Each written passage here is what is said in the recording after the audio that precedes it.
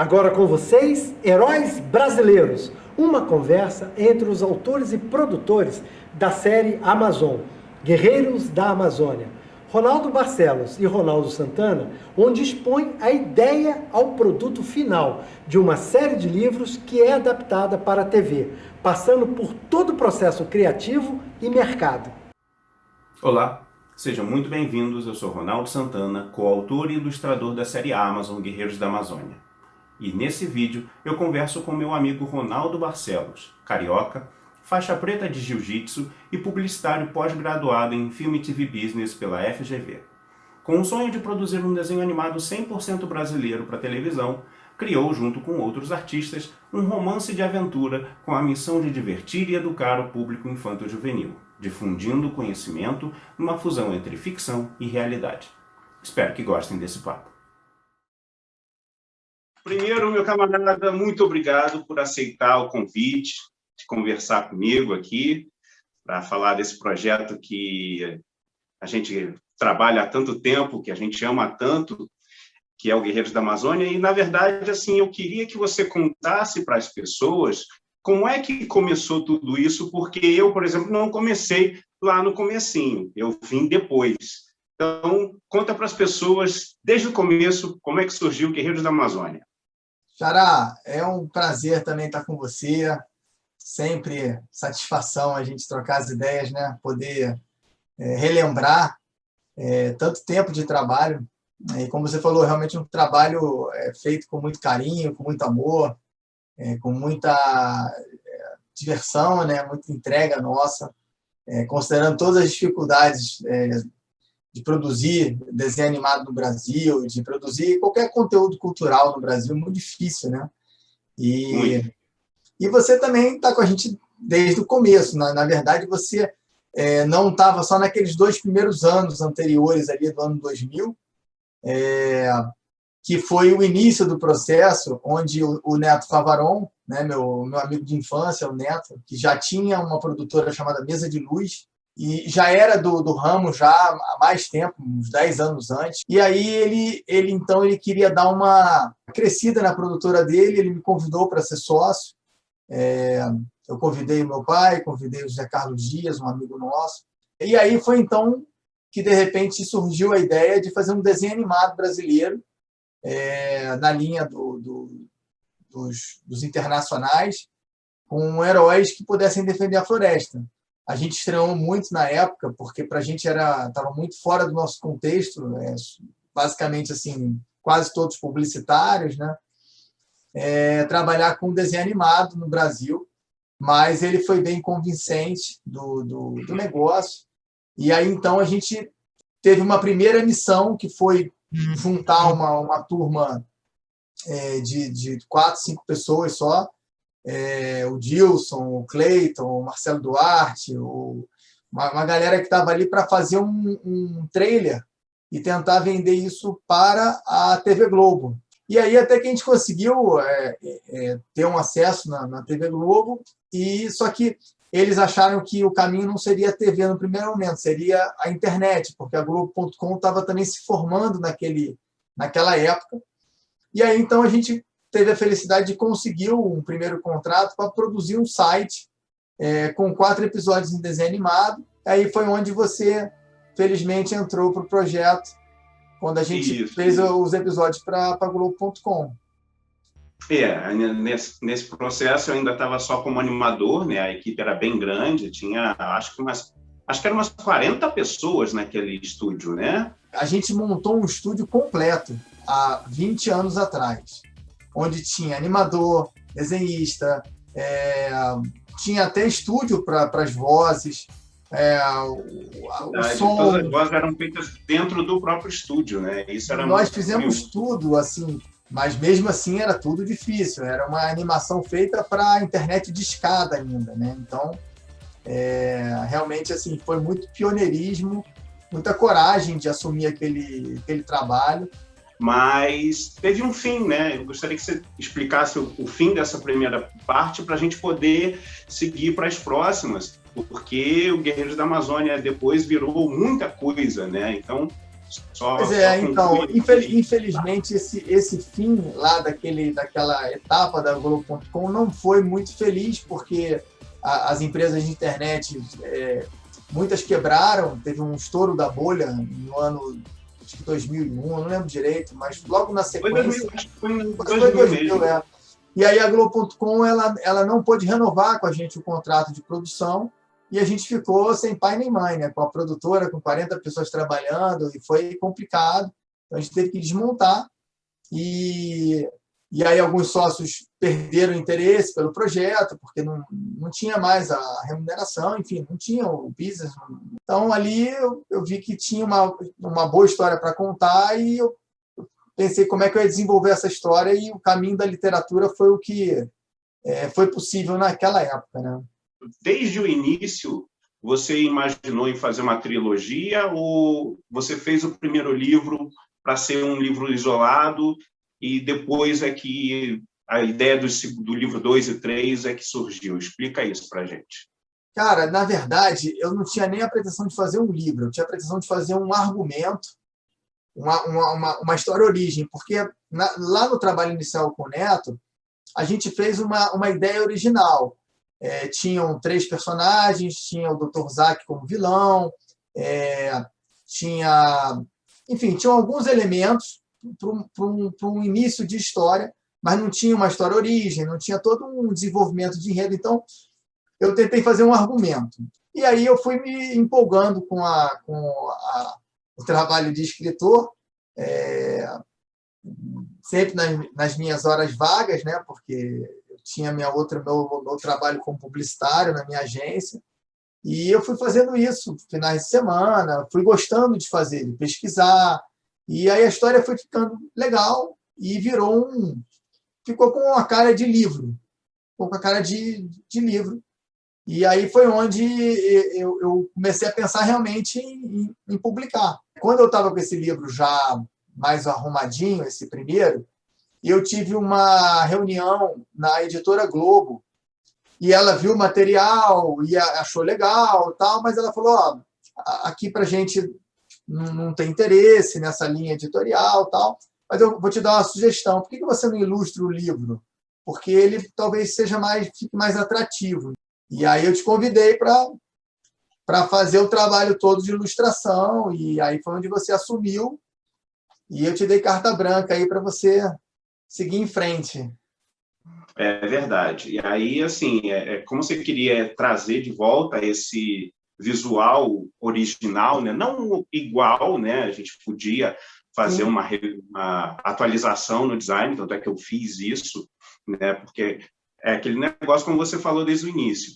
Uma coisa é fazer um desenho animado que você está fazendo para a web e numa internet de escada. Então, a gente fazia o design mais limpo possível, porque tudo isso pesava no arquivo. Agora, para a literatura, cabia um design mais trabalhado, mais elaborado, com muito mais detalhes. Fiz o livro número 1 todo, e agora a gente ficou com o livro completo, e aí você teve que procurar editoras para publicar esse livro. Conta aí para o pessoal como é que foi essa história. Então, aí a gente vai se ajudando aí para relembrar, né? Porque tem muito tempo, claro, e a gente esquece. Então, assim, realmente foi aí mais uma grande dificuldade, porque a gente mandou o livro para várias editoras, e a gente acabou não conseguindo, assim, aquelas maiores, né, que a gente achou que fosse ter mais entrada. Mas aí acabou que um amigo meu, que eu fiz faculdade com ele, o Arthur, da editora Literis, ele falou, não, cara, o livro de vocês é muito maneiro, vamos editar assim, vamos fazer um trabalho. E aí a gente fez, então, a primeira edição com a Literis Editora, e fizemos o lançamento na Bienal do Livro, aqui no Rio de Janeiro, em 2009. Naquele momento, os livros eles já estavam sendo usados em escolas, em alguns locais do Brasil, na Amazônia, e professores começaram a entrar em contato com a gente para, vocês não podem visitar a gente, como é que é essa história aí? E aí algumas instituições começaram também a nos convidar para visitar as escolas na Amazônia. Então a gente começou também a ter um feedback inesperado e ter a oportunidade de conhecer mais a região de viajar para lá e ir em locais que dificilmente um turista vai, ver como é que é uma escola na Amazônia, conversar com os professores. Então, isso foi dando para a gente um outro horizonte do projeto, muito maior do que só a questão cultural. E aí o projeto começou a caminhar por um outro caminho do social, do educacional. Ele começou a ganhar uma importância muito grande nessa área educacional, talvez até maior do que o cultural de entretenimento, porque a gente viu ali que os heróis poderiam ser um bom veículo para levar diversão e educação. Tanto é que em 2012 ou 2013 nós ganhamos o prêmio Hugo Werneck como o melhor exemplo de educação ambiental, que é um dos prêmios mais importantes do Brasil nessa área ambiental. Consolidou esse caminho, né, que a gente estava sentindo. E aí foi quando, então, a gente conversou com a Literis para continuar, mas também, do ponto de vista comercial, ainda não era um produto conhecido. Então, a gente preferiu, de forma amigável, né, que eles são nossos amigos até hoje, né? Nós ainda dividimos com eles bienais, enfim, são grandes amigos. Como nós já tínhamos a produtora, nós resolvemos, então, ser editora. A gente assumiu esse risco. No mesmo ano, a gente republicou o livro 1 e já lançou o livro 2. E aí foi onde veio a outra etapa, né, do conhecimento e da dificuldade, que uma vez que você tem um livro pronto e tem a editora, e aí a gente foi atrás das distribuidoras, né, deram para a gente 10 distribuidoras, nenhuma queria distribuir nosso livro, porque nós éramos uma editora pequena, com um livro só, não fazia sentido. Então, como é que a gente chegaria numa Saraiva, como é que a gente chegaria numa grande rede? Não tinha como chegar. Mas, no fim das contas, a gente conseguiu uma distribuidora, né? Conta para o pessoal como é que você conseguiu a proeza de ter uma distribuidora grande distribuindo Guerreiros da Amazônia, o único título da editora. Mais uma vez, os nossos amigos da Literis ajudaram, porque eles deram o nome de uma distribuidora que era deles, que era a Book Partners, e falaram, insiste com eles aí que eles podem ajudar. E aí foi, então, que eu conheci um dos diretores, o Alexandre, e tentei insistir, tentei argumentar que ele poderia dar uma chance para a gente. E aí ele falou, vou fazer o seguinte, eu vou fazer um teste, vou ler, me dá aí umas 2 semanas aí que eu te dou uma resposta. Aí passaram aí uns 10 dias, ele ligou e disse, cara, vamos distribuir o seu livro. E eu falei, mas que bom, e aí, você leu?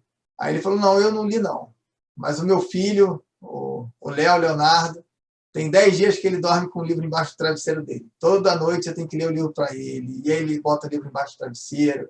Então, assim, vamos em frente, vamos distribuir o livro de vocês. Nosso guerreirinho que conseguiu convencer o pai dele a distribuir o Guerreiros. Isso foi maravilhoso, cara. É para isso que a gente faz, né? No fim das contas, né? Depois de tanto esforço, quando a gente vê a recompensa, né? Que é as crianças curtindo os livros, né?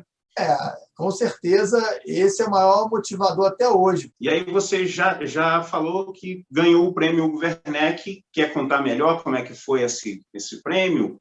Quando a gente ganhou o prêmio de melhor exemplo em educação, e quando eu passei a viajar e visitar dezenas, centenas de escolas e conversar com os professores, isso foi dando coragem e força para trabalhar nessa linha, né? Nessa área. E eu vi também um outro lado muito difícil da região, que existe uma dificuldade gigante de infraestrutura, de pobreza. Às vezes você tem uma população com pouco recurso no local de maior recurso da Terra. Quer dizer, então você começa a perceber ali que existe está errado da forma que está, e que a gente podia fazer alguma coisa, até porque os nossos livros já estavam sendo vendidos aí numa Saraiva, nas livrarias, e a gente finalmente chegou, mas custava R$ 39 cada um. Então, aquelas crianças que eu estava conhecendo lá, que mal têm um brinquedo, mal tem uma boneca, e assim, não estou exagerando. A gente teve o caso lá de um acidente de uma menina que quebrou um braço, ela não tinha uma boneca, ela não tinha nenhum, ela não tinha uma boneca. Assim, então, é um nível assim, realmente impressionante.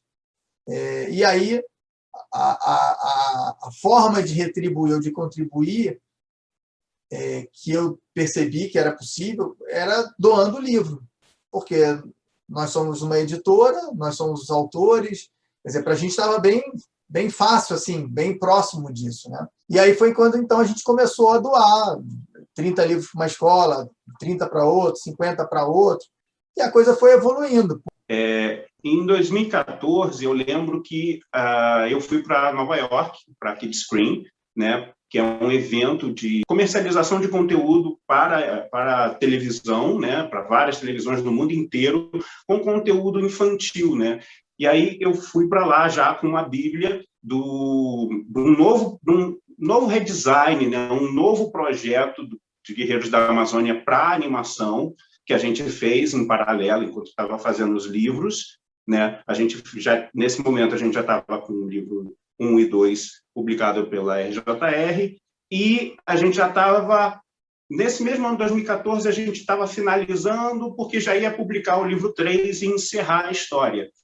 E, em paralelo, a gente estava trabalhando nesse design novo de animação, porque agora a gente já não estava mais falando de uma animação para web, e agora não existia mais limitação nem de banda, né, banda larga, porque agora, em 2014, o YouTube já era uma possibilidade, então, assim, já não existia mais limitações técnicas para a gente, né? Mas, de qualquer forma, a gente sempre quis ir para a TV, ou um streaming, ou algo do tipo, então a gente foi para feiras de negócios, primeiro em Nova York, depois teve aqui no Rio de Janeiro também, o Rio Content Market, né? Apesar de ter um produto bem organizado, com todos os critérios de atendimento a uma lei de fomento, a gente não conseguiu.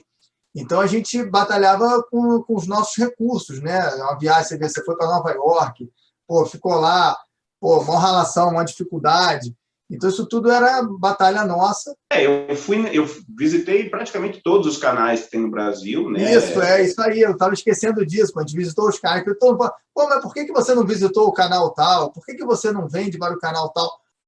Porque eles preferem comprar um produto internacional que é muito mais barato. Então, as pessoas não entendem que produzir uma série de desenho animado para a TV pode chegar a custar 5 milhões de reais por ano. E você compra uma série internacional por um valor muito mais baixo. Então, 10% disso. 10% disso. Então, investir em produção nacional tem essa dificuldade. Por isso que existem as leis de incentivo, para você incentivar produções nacionais que precisam ser incentivadas. Esse recurso existe no mundo todo, né? Até nos Estados Unidos tem, até com aquela indústria toda de Hollywood, você tem lá os produtos são incentivados. A gente conseguiu aprovar os projetos, né? O negócio a gente realmente não conseguiu, foi um canal para fechar com a gente e, consequentemente, patrocinadores para produzir.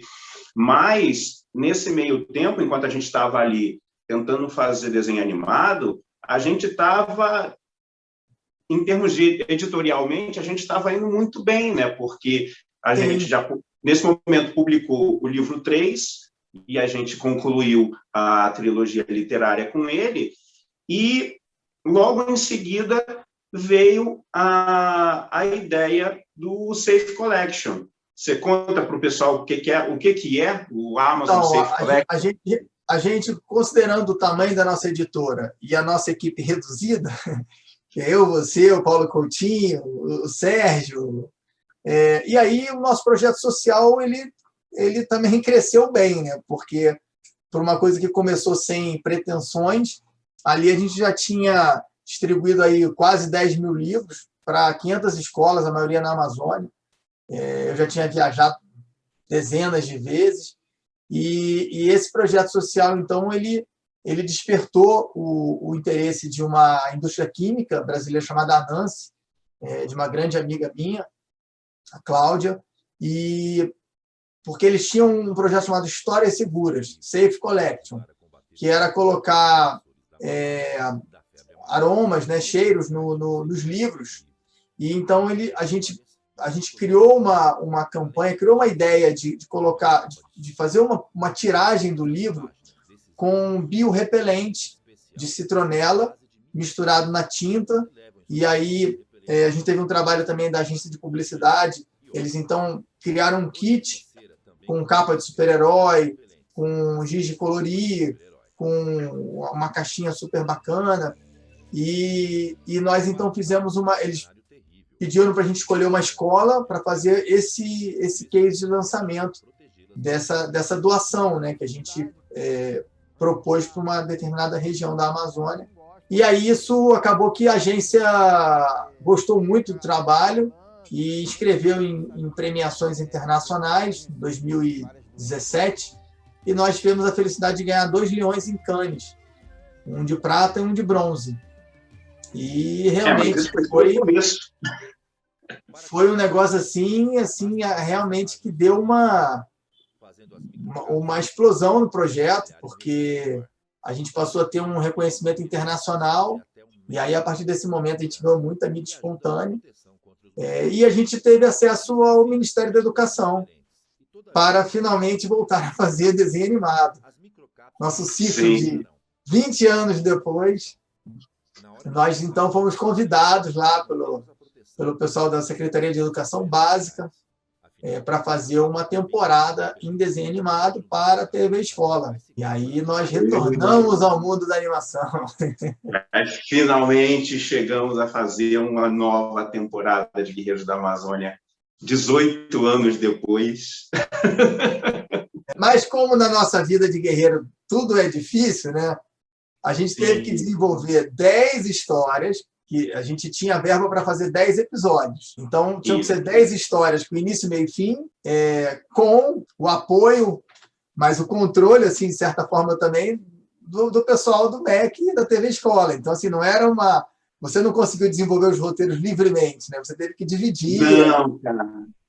Nossa, os roteiros, eles voltavam demais. Porque o que aconteceu, pessoal?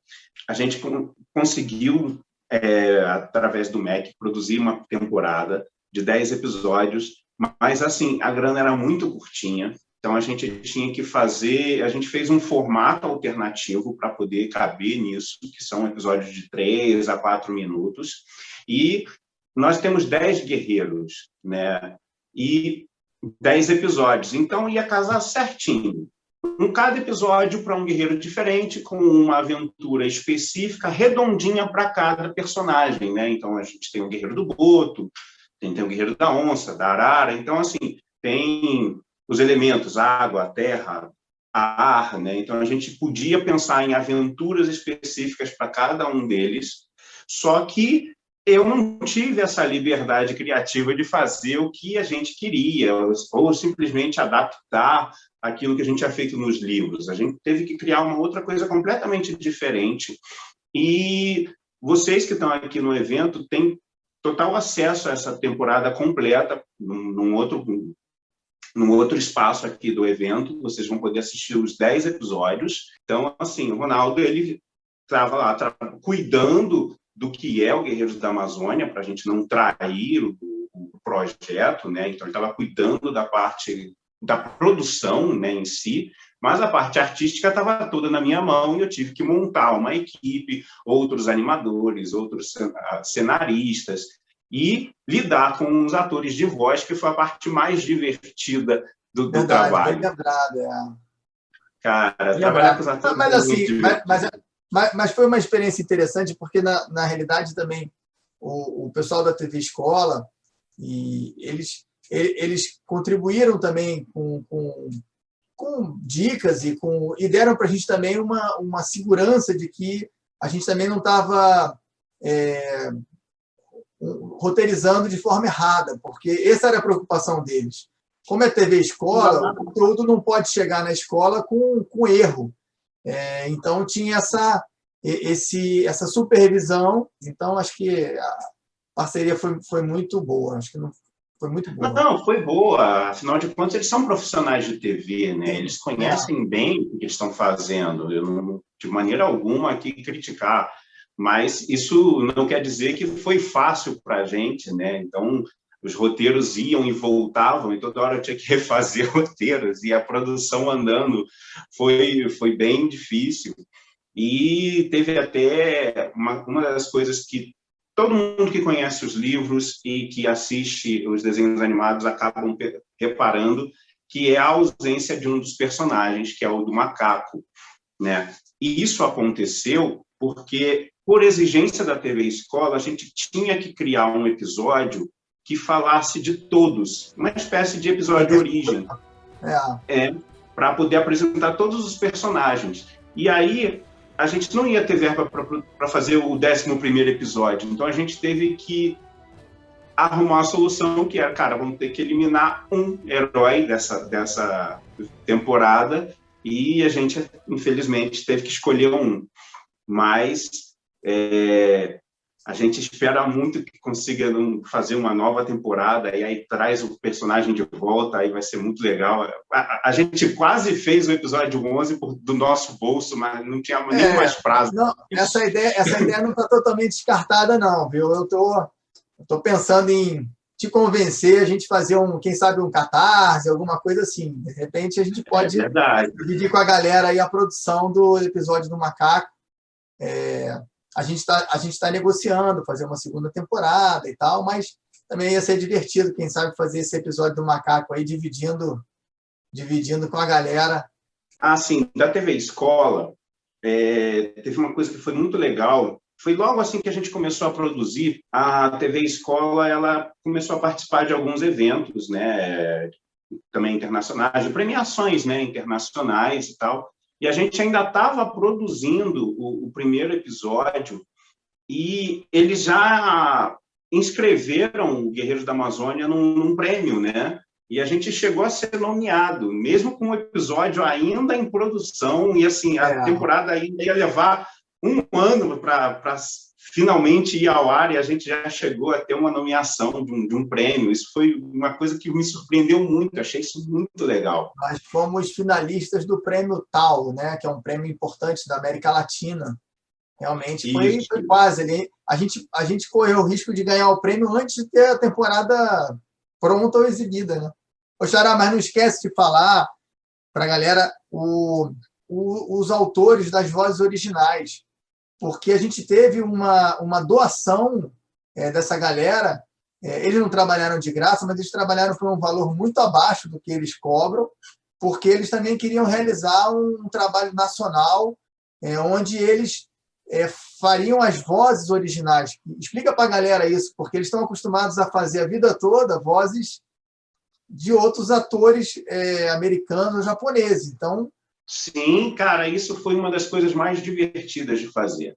Porque o que acontece? A gente já tinha feito um trabalho antes, né, com o Fabrício, com a Mabel César e o Fabrício Vilaverde. A gente tinha feito um episódio piloto com outro cliente uns anos antes. Quando começou a fazer, quando a gente aprovou, vamos fazer o Guerreiros da Amazônia para a TV Escola, chegou a hora de vamos escalar quem vai ser as vozes do nosso desenho. E aí eu convidei a Mabel de novo para dirigir, e aí eu já escolhi a voz do Fabrício para fazer o guerreiro do Boto, porque eu já conheço o trabalho dele, eu gosto da voz dele, então eu falei, não, cara, Mabel, escala o Fabrício para fazer o Boto. E aí nisso a gente começou o trabalho de voz original, que é isso que o Ronaldo estava explicando, que é diferente de dublagem. Porque a dublagem chega o vídeo pronto para os atores, e eles simplesmente têm que traduzir, né? É mais do que traduzir, é uma versão, né? Mas, assim, eles têm que seguir a interpretação e o timing do ator do filme que eles estão dublando. No desenho animado original é completamente diferente.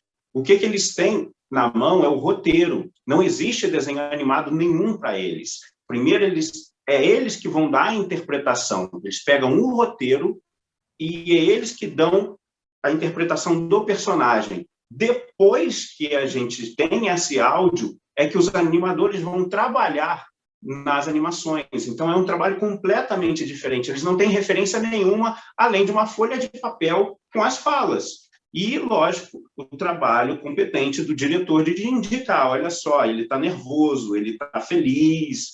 Então, o diretor ele vai direcionando realmente qual vai ser a interpretação de cada ator.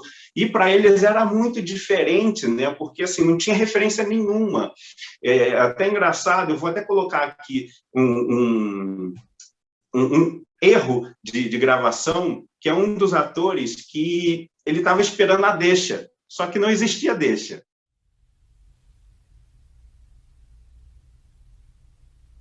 O que você está esperando?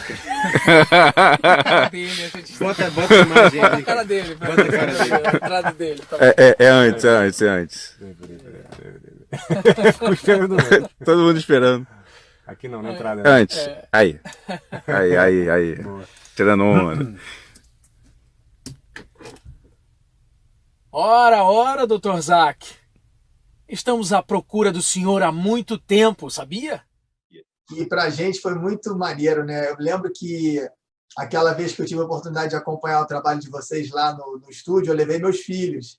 Não tava mais, foi o episódio da Arpia, que a gente tinha a Ana Helena fazendo. Ana Helena, isso aí. E aí foi engraçado que o meu filho virou assim pro cantinho, assim, sem que ninguém escutasse, falou assim, pai, eles são muito famosos.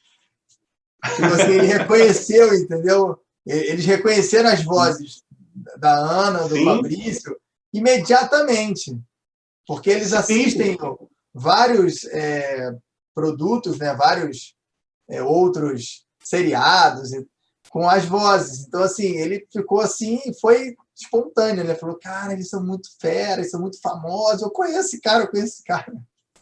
Tá nessa página, tá? Uhum. E aí eu faço mais devagar e depois eu faço rápido com você. Beleza. Tá? Essa daí tem só uma pequena peculiaridade, essas duas. Ele acabou de descer do helicóptero, então ainda tá um barulho. Então é importante... Tem a hélice girando. Tem a hélice girando, levar um pouco mais agora. Exato. Uma projeção... Mas não precisa ser a fala inteira, de repente só no começo, né? Porque aí vocês vão andando, pro né? cara entender, né? Quando quiser. Pode apostar sua vida nisso, rapaz. Você se preocupa demais, Anderson. Nem a polícia seria capaz de achar essa ilha. Ademais, não enriqueci só confiando nos outros. Às vezes é preciso olhar as coisas com os próprios olhos. Beleza. Vamos ouvir essa só pra gente ter uma ideia de como tá ficando. E uma coisa que eu queria te perguntar. Pergunte. Ademais é natural pra você ou você prefere talvez além do mais? Além do mais... Além do mais, é uma coisa mais coloquial, né? E como você falou, o pessoal, ele curtiu trabalhar nesse projeto de verdade, porque assim, não era por dinheiro, porque realmente o cachê era muito baixo.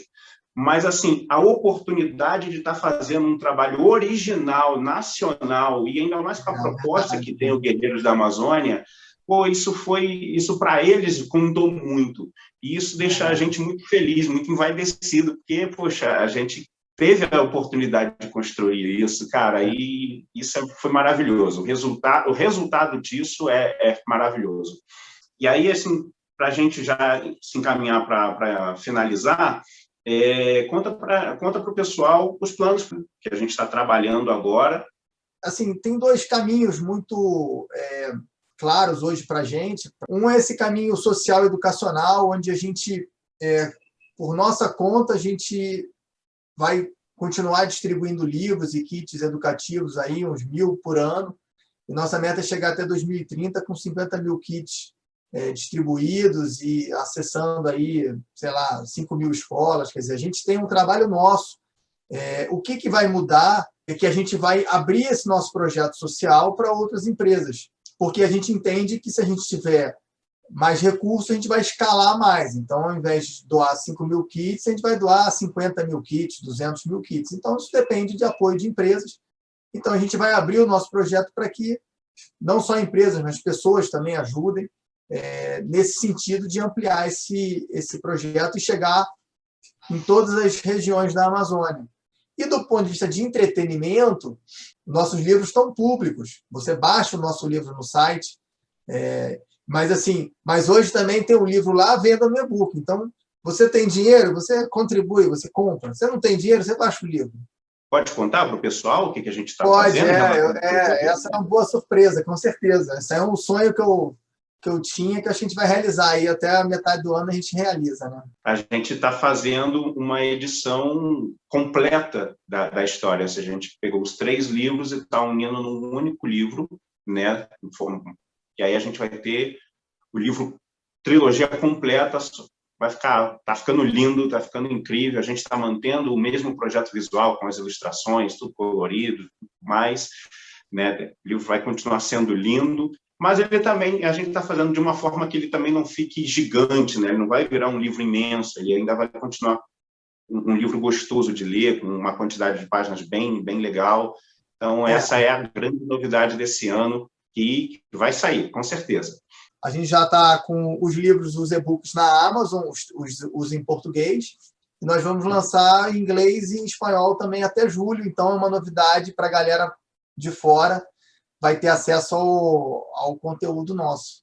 Ronaldo, a conversa foi incrível, só tenho a te agradecer, valeu mesmo, meu camarada, obrigado por dividir a história, a nossa história, né, com o pessoal aqui do evento, e agradeço a você e só quero pedir que, então, se despeça dos nossos amigos, por favor. Tá bom, Xará. Obrigado também, cara. Sempre um prazer estar dividindo isso com você. Você é um cara sensacional, um artista de um grau, de uma sensibilidade incrível. É importante a galera saber que todo o trabalho de ilustração, de design, é tudo seu. Quer dizer, eu tive uma interferência mínima, até porque eu não queria te influenciar ou atrapalhar, então acho que é realmente assim, muito importante. E falar para a galera que é um prazer estar aqui, lembrando da história, porque a gente esquece de muita coisa, a história é longa, mas assim, tem muita alegria, tem muito sofrimento, tem muita alegria, e está só começando. Eu também acho, está só começando. A gente tem muito o que fazer com os guerreiros, e levar alegria, e levar esperança, ajudar essa criançada a ler, e melhorar esse nosso país, né? É isso aí, Xará. Que maneiro! Mas como o senhor sabe tanto dos Amazons? É porque... Esperem! O que é aquilo? É o guerreiro da onça! É o Amazon grandão que eu falei pra vocês!